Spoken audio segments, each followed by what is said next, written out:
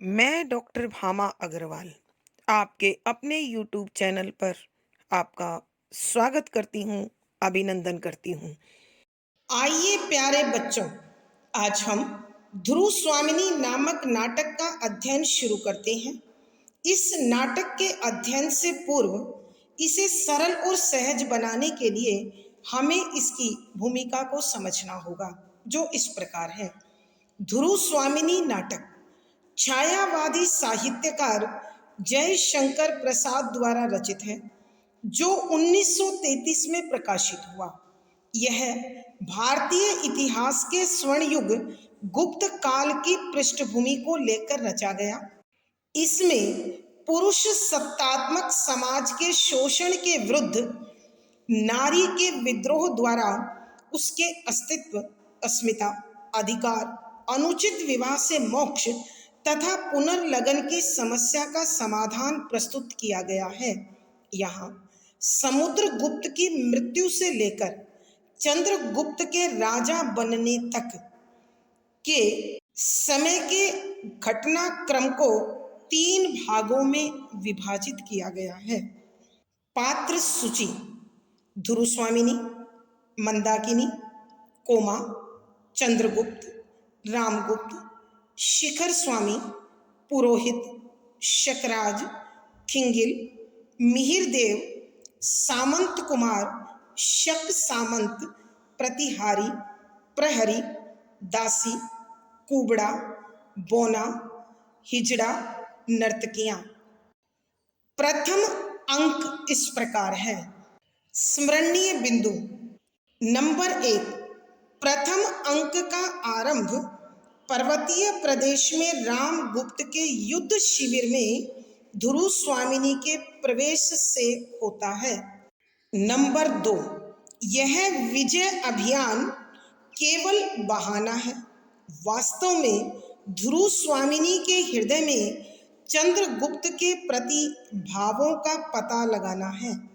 Number 3, इस कार्य के लिए रामगुप्त ने अपनी बहन मंदाकिनी को दासी के रूप में नियुक्त किया है, जो अपने उद्देश्य में सफल होती है, अर्थात वो ध्रुव स्वामिनी के हृदय में चंद्रगुप्त के प्रति कोमल भाव हैं, यह जान लेती है। नंबर 4, अयोग्य, कमजोर तथा विलासी रामगुप्त महामंत्री शिखर स्वामी के षड्यंत्र द्वारा गुप्त साम्राज्य तथा ध्रुव स्वामिनी दोनों को प्राप्त करता है, इसलिए हमेशा सशंकित रहता है, सशंकित, डरा हुआ। नंबर 5, रामगुप्त की अयोग्यता को जानकर शकराज उसे घेरकर युद्ध के लिए ललकारता है। नंबर 6, रस विलास में डूबा रामगुप्त कोई उत्तर नहीं देता तो शकराज 2 शर्तों के साथ संधि प्रस्ताव भिजवाता है अथवा भेज देता है। नंबर 7, शर्त के अनुसार ध्रुव स्वामिनी अपने लिए तथा गुप्त सामंतों की पत्नियां शक सरदारों के लिए मांगी जाती हैं। नंबर 8, गुप्त वंशीय प्रतिष्ठा के विरुद्ध रामगुप्त संधि की शर्त स्वीकार कर लेता है। नंबर 9, ध्रुव स्वामिनी अपनी प्रतिष्ठा की रक्षा के लिए रामगुप्त से प्रार्थना करती है, मगर वह इसके लिए तैयार नहीं होता।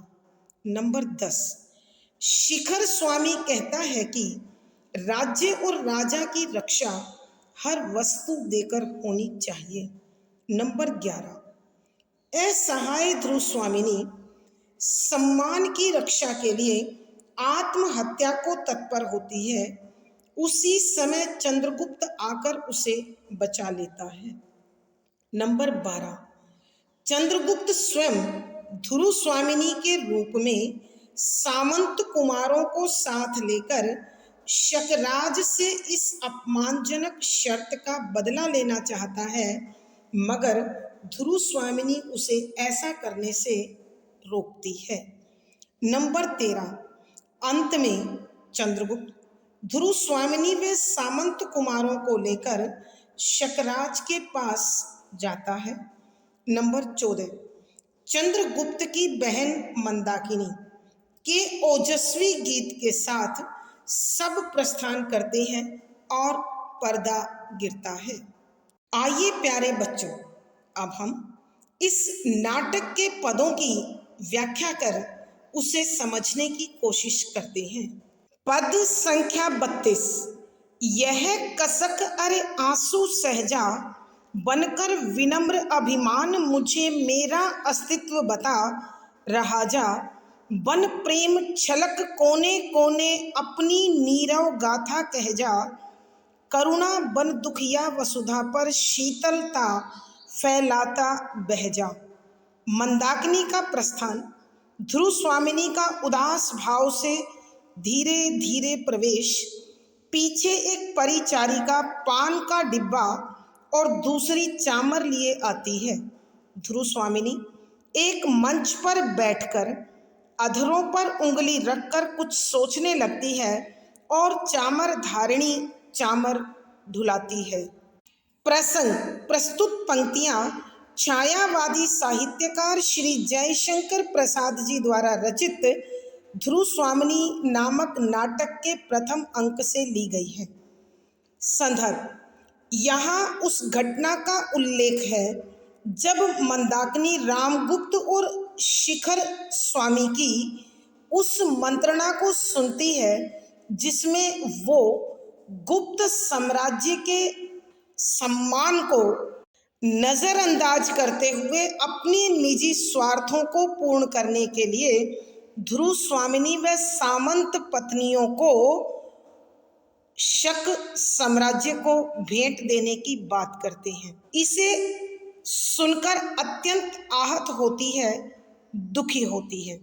यहाँ उसी दुखी भाव से पहले अपने आप को इस कलुषित वातावरण से दूर ले जाना चाहती है, लेकिन बाद में गुप्त वंश के प्रति अपने दायित्व को समझकर उसकी रक्षा को तत्पर होती है और वह गाने लगती है कि व्याख्या, शब्दों के अर्थ साथ साथ यह जो मेरे मन में समाई हुई है, कसक, घुटन, बेचैनी, तड़फ, अरे अरे आंसू सहजा कि मेरी आंखों में जो दर्द के, वेदना के, व्यथा के आंसू है उसे चुपचाप सह ले। यहाँ मंदाकिनी अपने मन की घुटन को, तड़फ को, बेचैनी को संबोधित करते हुए कहती है कि आज गुप्त साम्राज्य पर जो संकट के बादल छाए हुए हैं, ऐसे में मैं गुप्त वंश की वंशज होने के नाते इसकी रक्षा का दायित्व अवश्य निभाऊंगी। इसलिए अपने मन की तड़फ को संबोधित करते हुए कहती है कि तू इस वेदना, पीड़ा और दर्द के आंसुओं को चुपचाप पी जा और मुझे अपने दायित्व निर्वाह के पथ पर आगे बढ़ने दे। बनकर विनम्र अभिमान मुझे मेरा अस्तित्व बता, बनकर बन जा। विनम्र, नम्र भाव से, कोमल, अभिमान, गर्व, मुझे मंदाकिनी ने अपने लिए प्रयोग किया है। मेरा अस्तित्व अर्थात मेरी पहचान, मेरा वजूद बता दे रहा जा और मेरे तन मन में इसी प्रकार रहते हुए बड़ी विनम्रता से, कोमलता से मुझे मेरी पहचान कराकर मुझे गर्व से भर दे। ऐसा गर्व जो कोमल हो, विनम्र हो और दूसरों को समझने वाला हो। बन प्रेम छलक कोने कोने अपनी नीरव गाथा कह जा कि तू मेरे हृदय में इस वंश के प्रति, मानव समाज के प्रति, न्याय के प्रति और दुर्बल के प्रति सहानुभूति बनकर समा जा और मेरे मन के कोने कोने से छलक कर चुपचाप अपनी कथा कह जा। अर्थात कहने का भाव यह है कि यहाँ मंदाकिनी अपने मन की तड़फ को संबोधित करते हुए कहती है कि तू एक ऐसा प्रेम बन जो न्याय का, दया का, श्रद्धा का, प्रेम का, अपने वंशीय सम्मान का प्रतीक बनकर मेरे मन के कोने कोने से छलक जा। करुणा बन दुखिया वसुधा पर शीतलता फैलाता बह जा। करुणा दया के भाव बन बनकर दुखिया वसुधा, दुखों से घिरी हुई पृथ्वी, दुखिया दुखों से भरी वसुधा पृथ्वी पर शीतलता सच्ची शांति फैलाता फैला दे, बह जा और मेरे मन से इसी प्रकार बहता चल। आइए बच्चों, हम एक बार फिर इस पद की व्याख्या करते हैं। यहाँ मंदाकिनी अपने मन की घुटन को, तड़फ को, बेचैनी को संबोधित करते हुए कहती है कि हे मेरे मन की तड़फ, हे मेरे मन की घुटन, तू मेरी आंखों से दूसरों के दर्द में बहने वाले इन आंसुओं को चुपचाप सह ले और तू मेरे हृदय में अत्यंत कोमल भाव बनकर मुझे गुप्त वंश के सम्मान से भर दे और मुझे मेरी पहचान करा दे। तू मेरे हृदय में दीन दुखी के प्रति संवेदना बनकर, पीड़ित व शोषित के प्रति न्याय बनकर, दुराचारी के प्रति आक्रोश बनकर चुपचाप एक ऐसी प्रेम की कहानी कहे जो मेरे मन के कोने कोने से छलकने लगे। और हे मेरे मन की तरफ, तू इतनी दयालु बन, तू इस प्रकार दया से भर जा कि दुखों से घिरी हुई इस पृथ्वी पर सुखों की शीतलता फैलाती हुई बहती चली जा।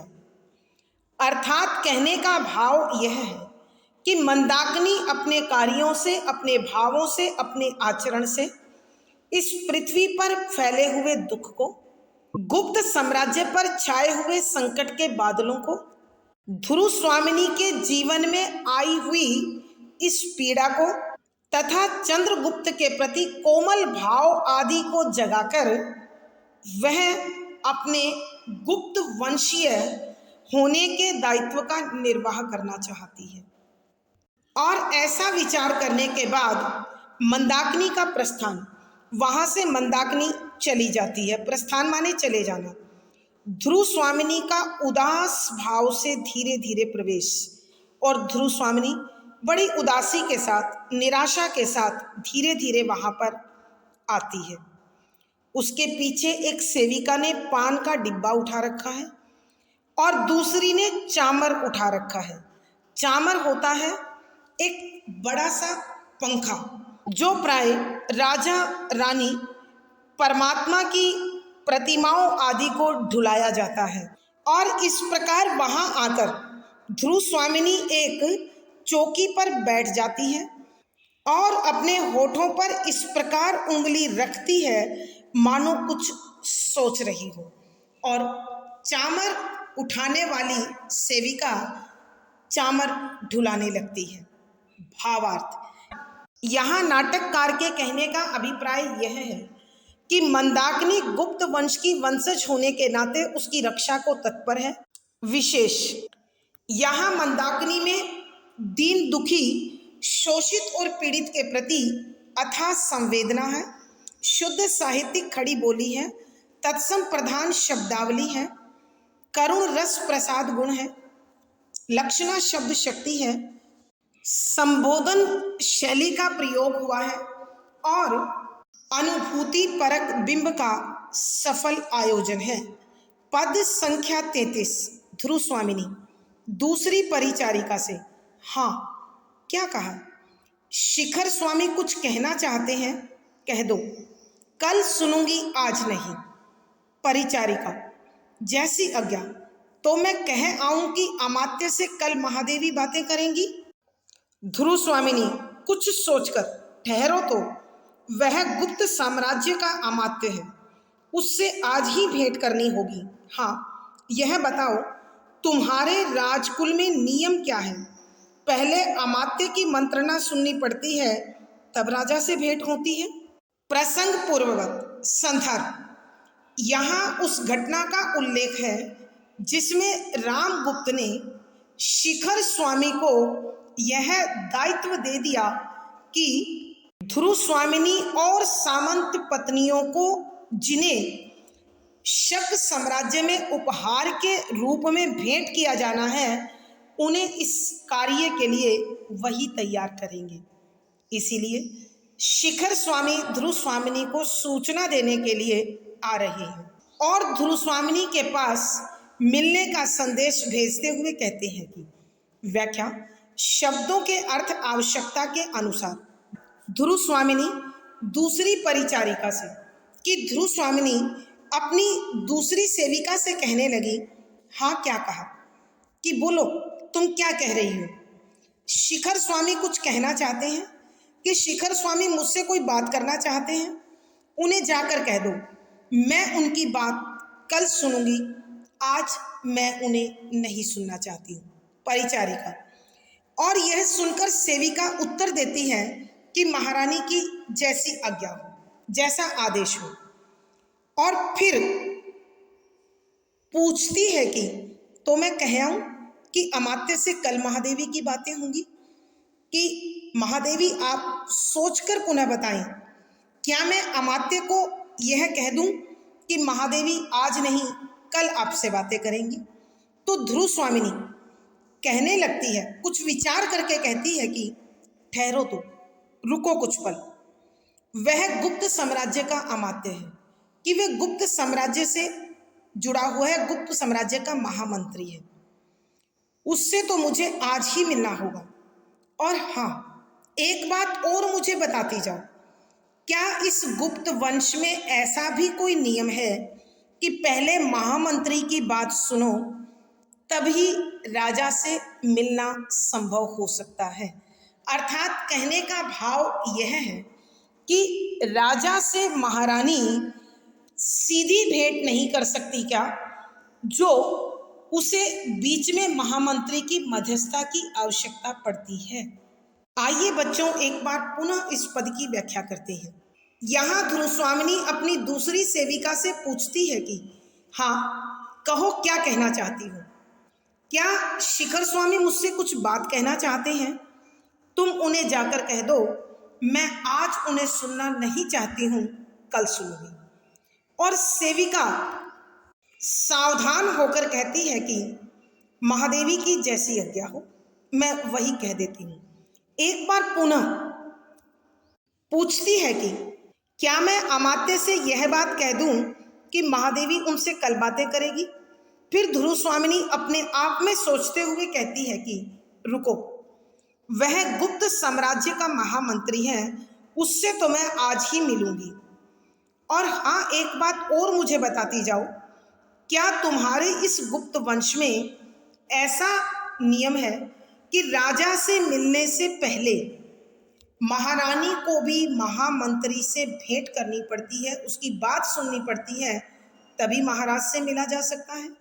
अर्थात कहने का भाव यह है कि राजा और रानी के आपसी व्यवहार के बीच भी क्या महामंत्री का आना आवश्यक है। भावार्थ, नाटककार के कहने का भाव यह है कि महाराज में इतना भी आत्मविश्वास नहीं है कि वो स्वयं अपनी बात महारानी के समक्ष रख पाए, और वह जानता है कि उसका यह निर्णय अत्यंत निंदनीय है, इसलिए वह महारानी का सामना करने से बच रहा है। विशेष यहाँ आत्मसम्मान और स्वाभिमान से रहित रामगुप्त की तस्वीर उभारी गई है। शुद्ध साहित्यिक खड़ी बोली है, तत्सम प्रधान शब्दावली है, शांत रस प्रसाद गुण है, व्यंजना शब्द शक्ति है, संवादात्मक शैली है, अनुभूति परक बिंब का सफल प्रयोग है। पद संख्या 34। परिचारिका, दांतों से जीभ दबाकर, ऐसा नियम तो मैंने नहीं सुना। यह युद्ध शिविर है ना, परम भट्टारक को अवसर न मिला होगा महादेवी, आपको संदेह न करना चाहिए। ध्रुव स्वामिनी, मैं महादेवी ही हूं ना, यदि ये सत्य हो तो क्या तुम मेरी आज्ञा से कुमार चंद्रगुप्त को यहाँ बुला सकती हो? मैं चाहती हूं कि अमात्य के साथ ही कुमार से कुछ बातें कर लूं। प्रसंग पूर्ववत संदर्भ, यहाँ उस घटना का उल्लेख है जब शिखर स्वामी महादेवी से मिलकर शकराज से होने वाली संधि के विषय में उनसे बातचीत करना चाहता है, तो सेविका शिखर स्वामी की प्रार्थना को ध्रुव स्वामिनी तक पहुंचाती है। तब ध्रुव स्वामिनी सेविका से क्या कहती है और उनकी क्या बातचीत होती है, उसका यहाँ पर वर्णन किया गया है। व्याख्या, शब्दों के अर्थ साथ साथ। परिचारिका दांतों से जीभ दबाकर, कि सेविका अपनी जीभ दांतों में इस प्रकार दबाती है मानो महादेवी ने बड़ा अजीबोगरीब प्रश्न पूछ लिया हो। ऐसा नियम तो मैंने नहीं सुना। तोबा तोबा महारानी, मैंने ऐसे किसी नियम के विषय में, ऐसे किसी प्रावधान के विषय में नहीं सुना है। लेकिन महारानी, यह युद्ध शिविर है ना, यहाँ महाराज दिग्विजय के लिए निकले हैं और युद्ध शिविर डाला हुआ है। शायद महाराज को आपसे मिलने का समय नहीं होगा और वो युद्ध संबंधी कार्यों में उलझे हुए होंगे, इसलिए आपको उन पर संदेह अथवा शक नहीं करना चाहिए। ध्रुव स्वामिनी, मैं महादेवी ही हूं ना। तो ध्रुव स्वामिनी उस परिचारिका अर्थात सेविका से पूछती है कि मैं महादेवी ही हूं ना, कि मैं इस गुप्त साम्राज्य की महारानी ही हूं ना, और यदि यह बात सच है तो क्या तुम मेरे आदेश से कुमार चंद्रगुप्त को यहाँ बुलाकर ला सकती हो? मेरी इच्छा है कि मैं महामंत्री के साथ साथ चंद्रगुप्त से भी कुछ बातें कर लूं। अर्थात कहने का भाव यह है कि ध्रुव स्वामिनी अपने गुप्त साम्राज्य पर आए हुए इस संकट के विषय में महामंत्री के साथ साथ साहसी, वीर, न्यायप्रिय, स्वाभिमानी चंद्रगुप्त से बात कर महामंत्री की इस चाल का भी ज्ञान उन्हें कराना चाहती है। आइए प्यारे बच्चों, एक बार फिर इस पद की व्याख्या करते हैं।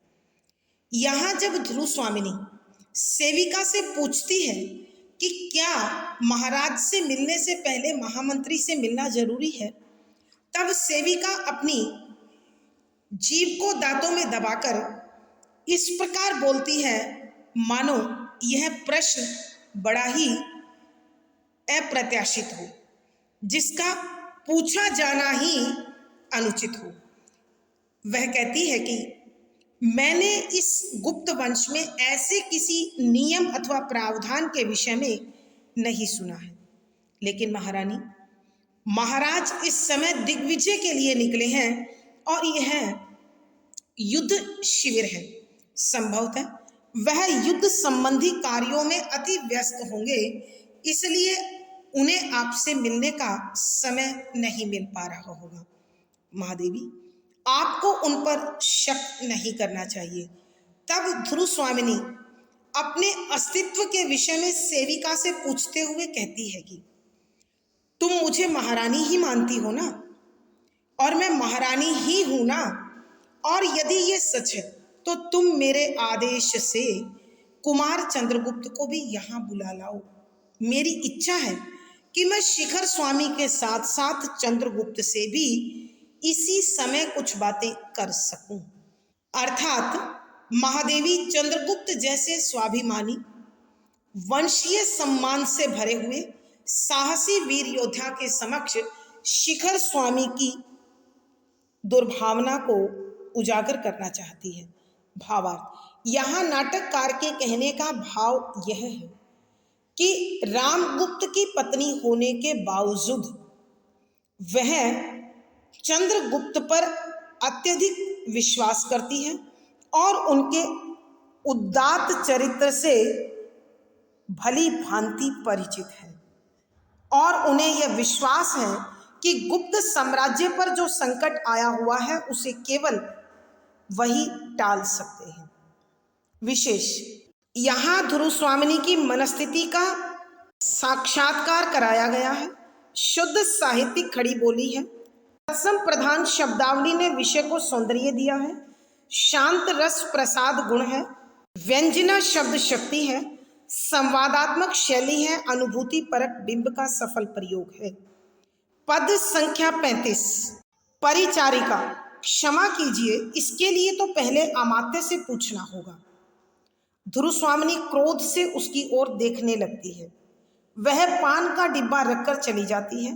एक बौने का कुबड़े और हिजड़े के साथ प्रवेश। कुबड़ा, युद्ध, भयानक युद्ध।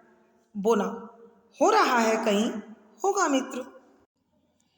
प्रसंग पूर्ववत। संदर्भ, यहाँ नाटककार ने उस घटना का उल्लेख किया है जिसमें ध्रुव स्वामिनी एक सेविका को चंद्रगुप्त को बुलाने के लिए आदेश देती है ताकि वह इस संकट के बादलों से बचाव के विषय में उनसे बातचीत कर सके। तब सेविका जो कहती है उसका वर्णन करते हुए लिखा गया है। व्याख्या, शब्दों के अर्थ आवश्यकता के अनुसार। परिचारिका, सेविका, क्षमा कीजिए, माफ कर दीजिए, इसके लिए अर्थात चंद्रगुप्त को बुलाने के लिए पहले सबसे पहले अमात्य महामंत्री से। तब जब ध्रुव स्वामिनी सेविका को चंद्रगुप्त को बुलाने के लिए कहती है तो वह सेविका ध्रुव स्वामिनी से कहती है कि मुझे माफ करें महारानी, इसके लिए मुझे पहले महामंत्री से पूछना पड़ेगा। यदि महामंत्री इस बात की आज्ञा देंगे, इजाजत देंगे, तभी कुमार चंद्रगुप्त को बुलाना संभव होगा। ध्रुव स्वामिनी उस सेविका की ओर क्रोध से देखने लगती है क्योंकि यह वही सेविका है जो कुछ समय पूर्व ध्रुव स्वामिनी के समक्ष दुराचारी और कपटाचारी रामगुप्त के समर्थन में कह रही थी कि वो शायद युद्ध संबंधी कार्यों में व्यस्त होंगे, जबकि वास्तविकता को ध्रुव स्वामिनी बहुत अच्छे से पहचानती है। इसलिए वह क्रोधित हो जाती है और वह पान का डिब्बा रखकर चली जाती है और उसी समय वह पान का डिब्बा वहां रखती है और वहां से चली जाती है। तब एक छोटे कद का व्यक्ति एक कुबड़े और हिजड़े के साथ वहां जहां ध्रुव स्वामिनी बैठी है आते हैं। कुबड़ा, युद्ध, भयानक युद्ध, कि युद्ध हो रहा है, भयानक युद्ध होने वाला है। तब बोना कहता है, हो रहा है कि कहीं होगा मित्र, कि क्या युद्ध कहीं हो रहा है? हो रहा है तो होने दे मित्र। कुबड़ा बड़े जोर से चिल्लाकर बोलता है, युद्ध, भयानक युद्ध, कि युद्ध हो रहा है, भयानक युद्ध हो रहा है। बोना, हो रहा है कि कहीं होगा मित्र, कि कहीं युद्ध हो रहा है तो फिर होता होगा मित्र, होने दो। आइए प्यारे बच्चों एक बार फिर इस पद की व्याख्या करते हैं। जब ध्रुव स्वामिनी चंद्रगुप्त को बुलाने का आदेश देती है तो परिचारिका अर्थात सेविका उसमें अपने आप की असमर्थता जताते हुए, विवशता जताते हुए कहती है कि महारानी आप मुझे क्षमा करें, माफ कीजिए। इस कार्य से पूर्व मुझे इस कार्य को करने की इजाजत महामंत्री जी से लेनी पड़ेगी। यदि वो आदेश देंगे तो ही कुमार चंद्रगुप्त को यहाँ पर बुलाया जा सकता है। ध्रुव स्वामिनी उस सेविका की ओर बड़े क्रोध के साथ देखती है क्योंकि यही वो दासी थी जो कुछ पल पहले रामगुप्त की दुष्चरित्रता और उसकी कमजोरियों पर पर्दा डालने की कोशिश कर रही थी। वह पान का डिब्बा वहां रखकर चली जाती है। तभी एक छोटे कद का व्यक्ति एक कुबड़े और हिजड़े के साथ ध्रुव स्वामिनी जहां बैठी है वहां प्रवेश करते हैं। तब कुबड़ा मजाक करते हुए कहता है कि युद्ध, भयानक युद्ध, कि युद्ध होने वाला है, अत्यंत भयंकर युद्ध होने वाला है। तब बोना कहता है, हो रहा है कि कहीं, क्या कहीं पर युद्ध हो रहा है? और यदि हो रहा है तो होगा मित्र कि हे मित्र उसे होने दो। भावार्थ, यहाँ नाटककार के कहने का भाव यह है कि रामगुप्त ने अपनी कमजोरियों पर पर्दा डालने के लिए इस युद्ध शिविर की सारी शक्तियां और सारे निर्णय शिखर स्वामी को सौंप दिए हैं, ताकि कोई भी कार्य उसकी इच्छा के विरुद्ध यहाँ पर संपन्न न हो सके। विशेष, यहाँ शिखर स्वामी के वर्चस्व का वर्णन किया गया है। शुद्ध साहित्यिक खड़ी बोली है, तत्सम प्रधान शब्दावली है, प्रसाद गुण है, व्यंजना शब्द शक्ति है, संवादात्मक शैली है, अनुभूति परक बिंब का प्रयोग हुआ है। आज की कक्षा में बस इतना ही। अगली वीडियो में फिर मुलाकात होगी। पिछली वीडियो का लिंक डिस्क्रिप्शन बॉक्स में मिल जाएगा। आशा है पढ़ा गया विषय आपको समझ में आया होगा। अपने भाव व विचार कमेंट बॉक्स में लिखें। वीडियो को लाइक करें, शेयर करें और चैनल सब्सक्राइब करें। आपका दिन और जीवन मंगलमय हो, इसी शुभकामना के साथ धन्यवाद, आभार।